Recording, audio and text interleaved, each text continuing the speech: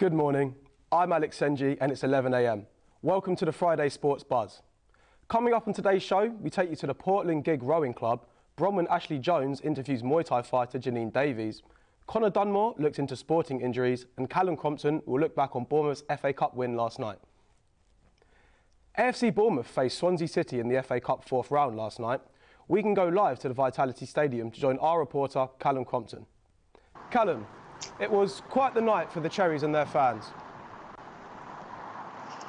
Thanks, Alex. The Cherries confirmed their place in the FA Cup round of 16 last night thanks to a 5-0 mauling of Swansea, with scoring all the goals in the first half. Let's look at the goals. Got quality, we know that. Roy Kelly opened the scoring at the far post from a David Brooks cross. Brooks again provided on the opposite wing after beating him to put it on a plate, but Alex Scott to make it 2. Bournemouth then capitalised on the mix-up at the back. Alex Scott wins it up high, played it into Sinistera, who beat his man to place it in the bottom corner. David Brooks beats it at the offside trap after great hold-up play from Solanke to leave him one-on-one with the keeper, placing it in the bottom corner. And to complete the route, Solanke did get his goal, with Sinistera playing it across goal, Solanke doing it what he does best. Luckily, Fisher came out, but Brilliant game. When will Bournemouth know who they play next, Callum? Yes, Bournemouth will find out who they play this Sunday before Liverpool's fourth round tie against Norwich. Ryan Christie and Marco Senesi were both involved in this game, and I had the opportunity to speak to him at the Bournemouth University about adapting to change. Bournemouth University are hosting AFC Bournemouth for an event dubbed Adapting to Change. Two first-team players in Ryan Christie and Marco Senesi will be joined by Gemma McGuinness, women's manager Steve Cuss and club legend Steve Fletcher. We at Buzz News have the opportunity to interview both Ryan Christie and Gemma McGuinness. Before moving to Bournemouth in the summer, 27-year-old Gemma McGuinness had spent her football career in Ireland, playing for Derry City, Sligo Rovers and Galway United. But how was the transition to English football? Yeah, it's certainly a different experience for sure. The Irish League is quite intense, it's quite physical. I find it's certainly very technical here, and it's just a different style of play. And I suppose I took my whole approach to coming over here is just to really start learning from the team, seeing what style of play that they want to play, and trying to absorb myself in that as much as possible. But it's been a fantastic journey so far, and looking forward to continuing with it. Now, Gemma is no stranger to new experiences, as she travelled to Vietnam for 2 years, taking time away from football to teach science and to experience a new country and culture.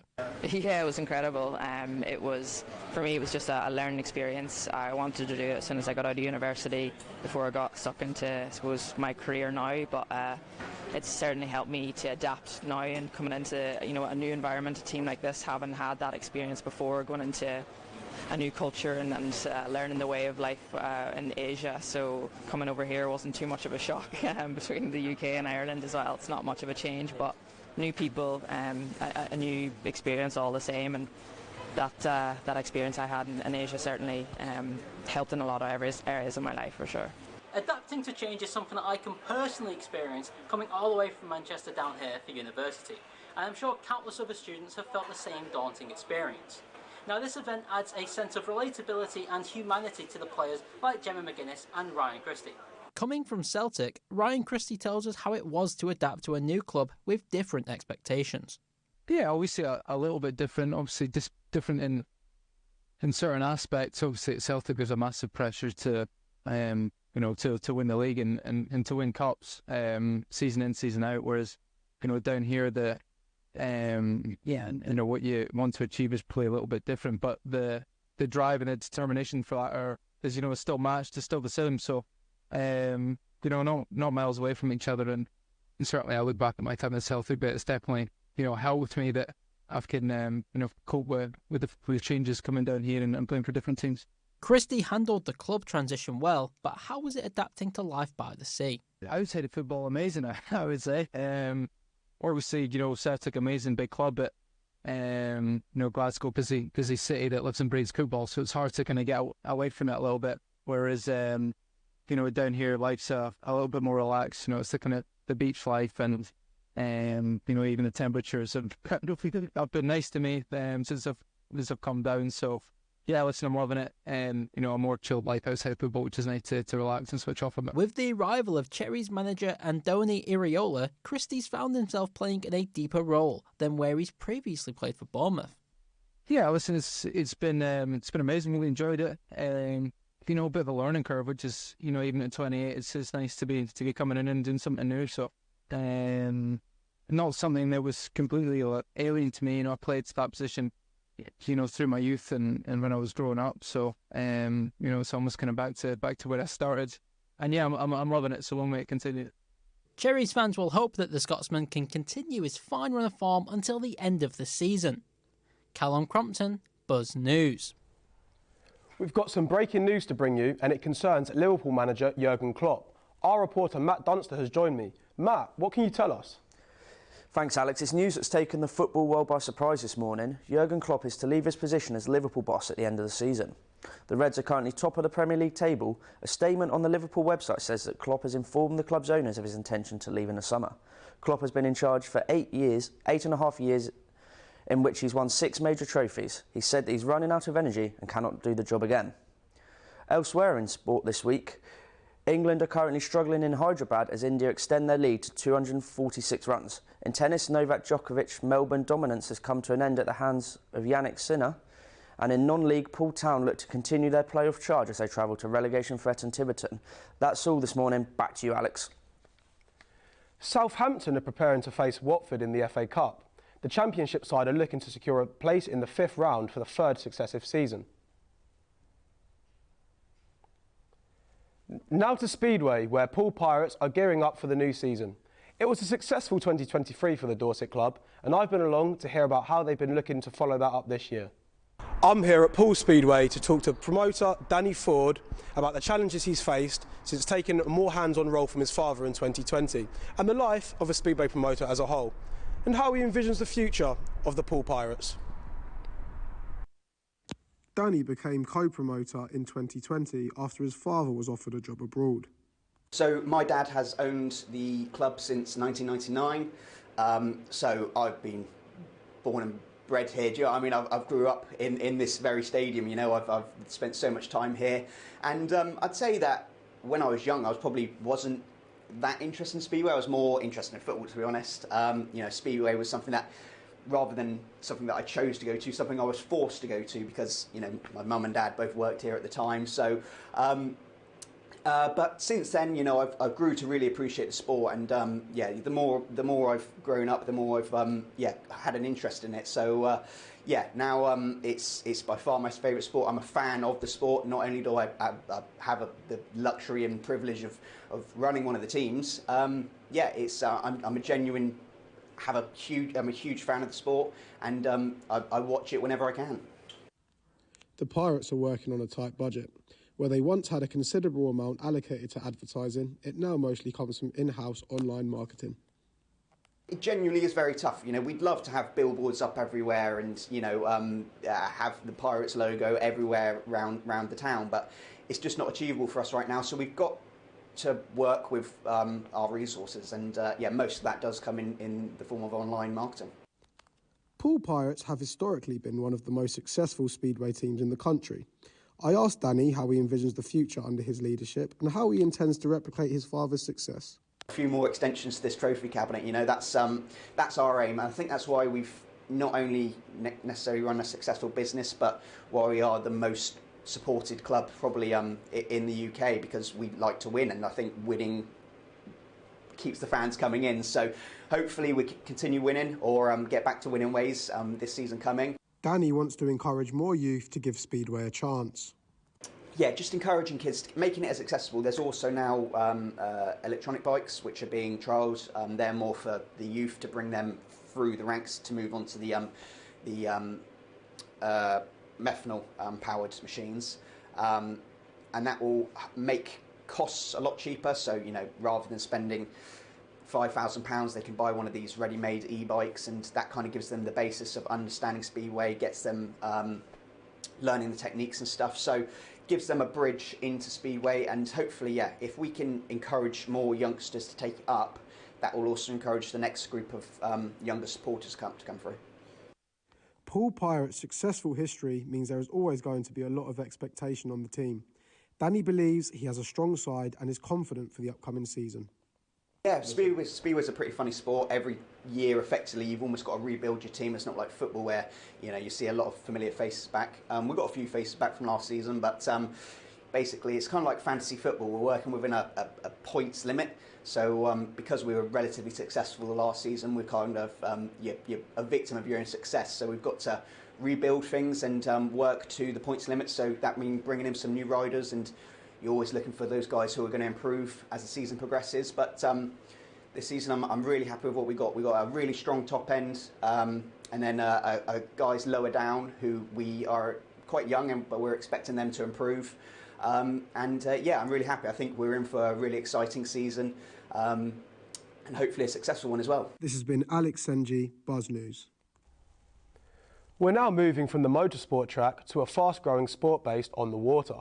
Our reporter Thomas Arnaud travelled west over to Portland to find out about the emerging sport of gig rowing. Today I'm here in Portland learning about the sport of gig rowing, where it came from, the benefits it has, and speaking to the local gig rowing club.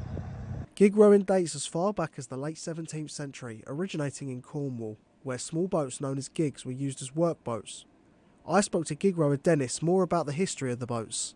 Originally, the pilot gig boats are formed. They were used to ferry the pilot out to the, so they could bring the ships into the harbour. There's quite a bit of competition because the pilot who got out there first got paid. This is going back quite some time. And that's where it all stemmed from. They've also been used as lifeboats because they're that stable in the water. In more recent years, gig rowing has evolved and become a sport in its own right, with numerous teams in and around the southwest and even further afield, and boats can cost in the region of £30,000. In 2009, members of the local community formed the Portland Gig Rowing Club, which has now amassed over 80 members of all backgrounds. I spoke to Anne, who has been rowing with the club since 2011. Well, I've made lifetime friends through rowing, so I moved to Weymouth to be with my partner. I used to live in Yeovil when I played hockey, so I wanted a sport, I wanted to do something where I'd make female friends, so you make lots of friends. Yeah, and it doesn't matter if you're short, tall, fat, thin. Members are able to join the club and often take part multiple times a week, relishing the feeling of getting out on the water. Not everyone took to it like they just, well, I did, I loved it, being out there on the water. Exercise, fresh air, scenery, fantastic, dolphins, wildlife, all that. Aside from the social rowing, also lies the competitive side of gig rowing, where members form teams to take part in regattas and other races across the country. I spoke to competing members Abby and Hayden about their experiences of regatta rowing.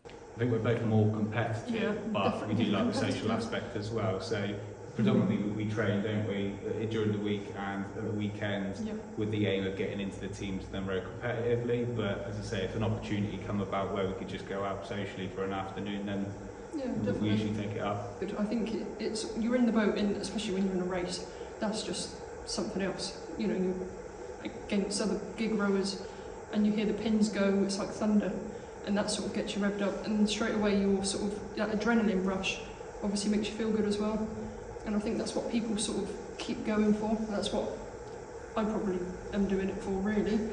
The main event that all gig rowers set their sights on is the World Championships, which take place every May in the Isles of Scilly, hailing teams from America, the Caribbean and even the armed forces. Everyone that is part of gig rowing knows what the World Championships is all about, and we're quite a small place, but we've managed to obviously make ourselves known to the rest of them, so we're like a little bit the underdogs. Yeah, we're normal people. We're normal people, and we can represent the club on a world level.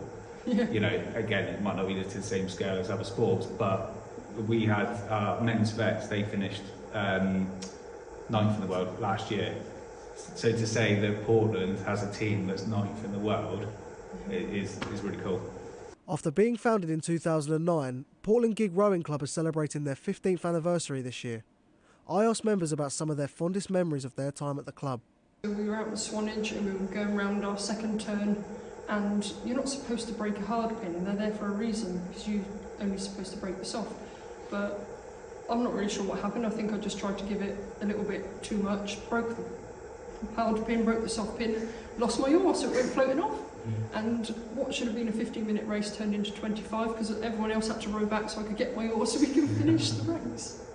The best thing for me was probably my first race at the Isles of City. Being at the start line, looking across and seeing just boat after boat, and then when as they say, the flag is up, flag is down, and then you're off. Just the noise, all the pins bashing, the cops are shouting, and you're just wow. And then when they come in, everyone puts their oars up in the water, and they've got loads of boats, so everyone got their oars up, and it's like, it's quite emotional, and everyone says the same. If they go to the Sillies, it's just, wow, breathtaking, yeah. Thomas Arno, Portland. It's a big year for Dorset athlete Melissa Courtney-Bryant. The middle distance runner is busy with winter preparations for an attack on the Olympic Games in Paris later in the year. Our reporter Matt Dunster has been catching up exclusively with Melissa. From Poole Park to Loughborough to Kenya, that's the journey Dorset-born 1500-metre runner Melissa Courtney-Bryant has made to boost her chances of medal success ahead of the upcoming Olympics. I caught up with Melissa from her training base in Kenya.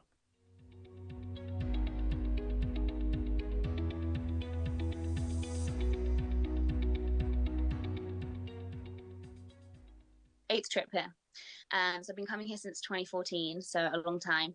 But most Januaries I tend to come here just to kind of escape the cold at home, get some sunshine, warm, and then the altitude is like 2,400 meters. So obviously it's just like everything's so much harder, so you get a lot fitter.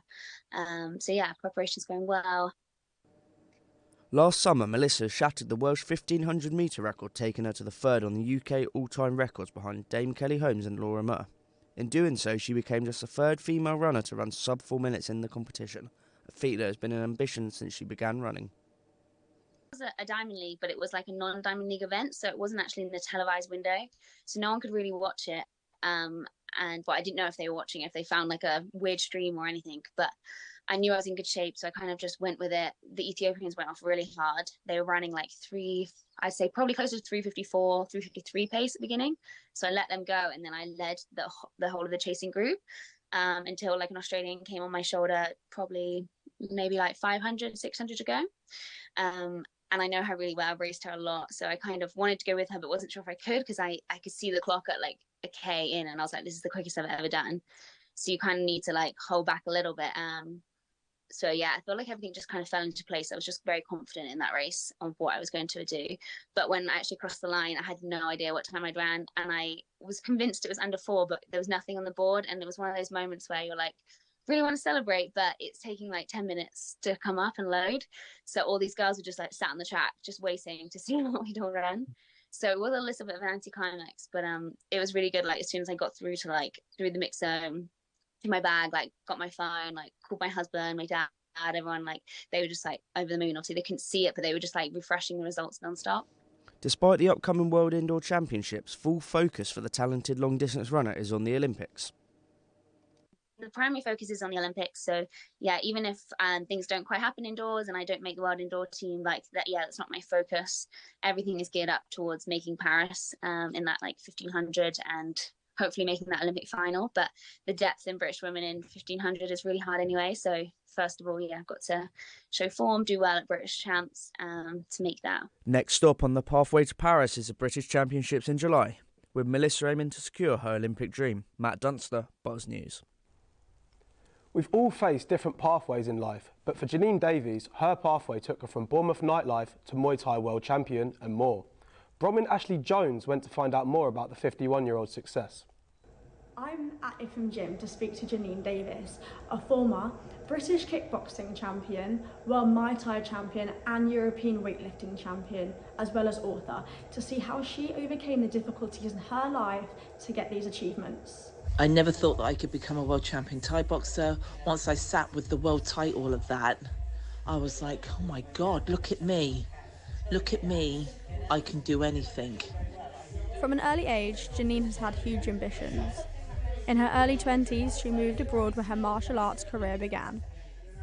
I started kickboxing in America, and then I came back and joined a gym here, martial arts gym.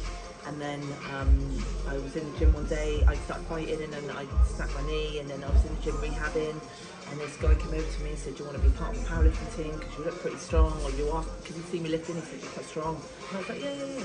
He's like, I thought, yeah, cool. So then I started in a powerlifting team, and then he started me weightlifting, so then I started competing in weightlifting. Janine had her challenges. She suffered from alcohol and drug abuse and fought hard to overcome her personal battles. But she had a blip. I had one moment in my fight career.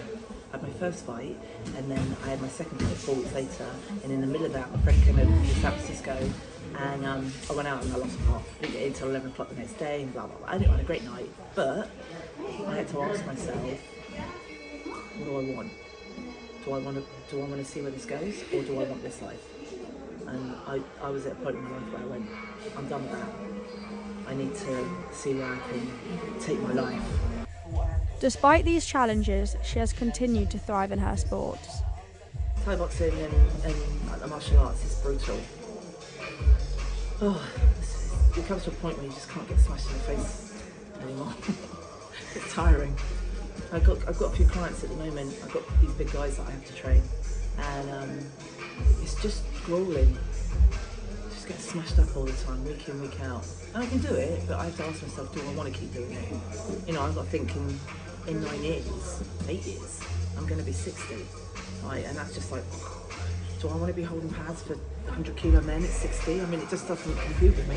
Janine has collected titles from 3 different disciplines: 2001 British Kickboxing, 2003 World Muay Thai, 2009 World Powerlifting Champion, and most recently the 2015 European Weightlifting Champion. She's not done yet. I'm going to try and get up to 100 kilo bench press this year. I'm going to try and do that and have a look at single event powerlifting comps. I've got a jiu-jitsu competition I'm going to do in a couple of weeks, right? But I'm 51, okay? Now, the people in my group, the women in my group, they're going to be my weight, but I'm like 23 years old. I'm like, oh God. Right. Okay, what do I want to do with that? What am I afraid of? That I'm too old? Okay, so that's what I'm battling with at the moment, so I think I'm just going to turn up and have the experience. The experiences keep flowing for Janine. She's taken up a new hobby. Bachata. So bachata is 1, 2, 3, bachata. 1, 2, 3, bachata. Completely out of my comfort zone as well. But I thought, you know what, I'm comfortable rolling around with 4 guys, and then, like, you know, sometimes you're in really precarious positions where they literally sat on my face, and I'm thinking, oh, how am I going to feel when I'm actually looking at somebody like that? I'm okay if I'm strangling somebody, but if I'm like... And I have to ask myself, why do I keep driving? I think it comes down to my childhood, and there's a gaping hole that I'm trying to fill, yeah, have I filled it? Who knows? But I think that I can achieve anything I want. So, on to the next journey. Let's see where it takes me. Serious sporting injuries have been a major topic of discussion in recent times, with a number of high-profile athletes suffering issues. Some of the country's top scientists have been looking into the subject in Bournemouth University laboratories. Our reporter Connor Dunmore has the story. The Human Performance Laboratory at Bournemouth University is currently preparing to undertake research on the prevention of injuries.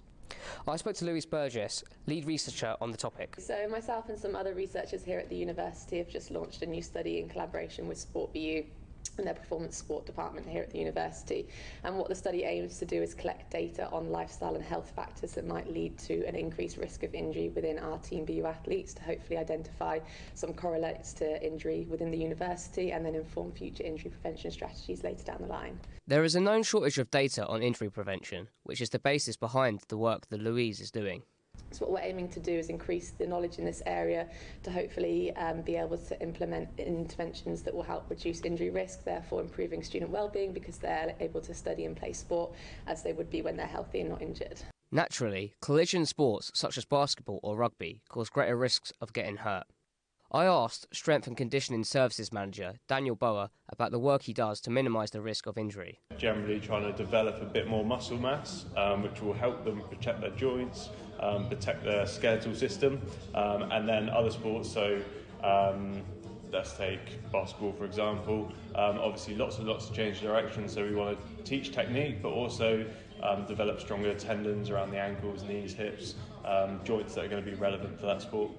To gather a personal insight into major injuries in student athletes, I spoke with Bournemouth University rugby player Jazz Locke about her recovery from an ACL tear in 2021. I had quite a long waiting time between the injury and the ACL reconstruction. It's about 14 months, but since having that last May, it's been going really well. I have physio appointments at the hospital with NHS, and I also have sports therapy students, and Pete, who's one of the main sports therapists at the uni at Sport BU, he's really helpful. It's quite a long recovery. It's anything between 9 and 12 months depending on your sport. And because I play rugby and it's contact, it's quite important you get that recovery right. The most vital part of injury recovery is the work the affected athlete puts in to get back to their previous level. I asked Jazz about some of the training she does in order to get back to her best. A lot of gym work, a lot of strength training. You've got to be really good with working on your mobility, getting that back, and because rugby is a lot of fast motions and changing directions, you need to make sure your agility's back, which again, strength and power is kind of the base level. If you don't have that, your injury rates just go way up. The very best athletes need the very best facilities to complete their recovery as quickly as possible.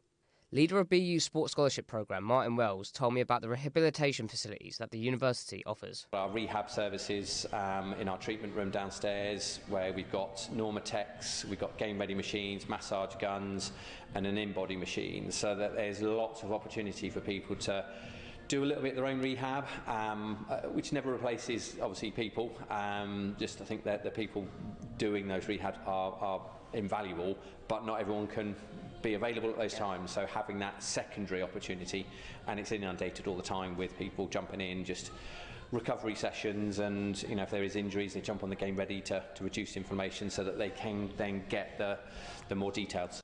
Lastly, one of the most important factors in injury recovery is the people around you. I asked Martin about where injuries are reported and the specialists the athletes work with. Under the Team BU support team, we created an injury reporting mechanism, so any of our Team BU performance athletes get injured, they can report it through a portal. That will then go to Peter Bloomer, who's our sort of resident physiotherapist, who's a lecturer here as well on the therapy course. He will then triage them over the phone and obviously signpost them, no, you probably do need to go to hospital because your leg's broken. Obviously, hopefully they've made that assessment first, to, right, no, that sounds, I need to come and see you. While sporting injuries will always be a danger to athletes, the work being done in Bournemouth will hopefully provide the tools for future prevention. Connor Dunmore, Buzz News. Before we go, a quick look ahead at what's coming up on this evening's Buzz Bulletin. We give you the latest on last night's major incident that occurred in Lansdowne, AFC Bournemouth's training ground renovations, as well as the latest update on Jurgen Klopp's departure. Tune in at 12:45 and 4:15 to find out more. Also this afternoon, we have the final instalment of the Buzz Sportscast. We have Sam Smart live here in the studio to tell us more about what's to come. Yeah, thank you, Alex. So we have got a special episode of the Buzz News Sports Podcast to mark the end of this week. We've got a nice quiz coming up, which I might be taking part in as well. And we've also got a lovely package that Charlie Rutter has done about a woman who is planning to row across the English Channel. So hopefully you can join us for that. That will be live at 3 p.m. On SoundCloud and on the Buzz News website. Thanks, Sam. Really looking forward to finding out more. That's all we've got time for here on the Friday Sports Buzz. Thanks for joining us today and throughout our 3-week series. If you missed the show, you can catch up on the Buzz YouTube channel. But from me, Alex Senji, and the whole team, it's bye for now.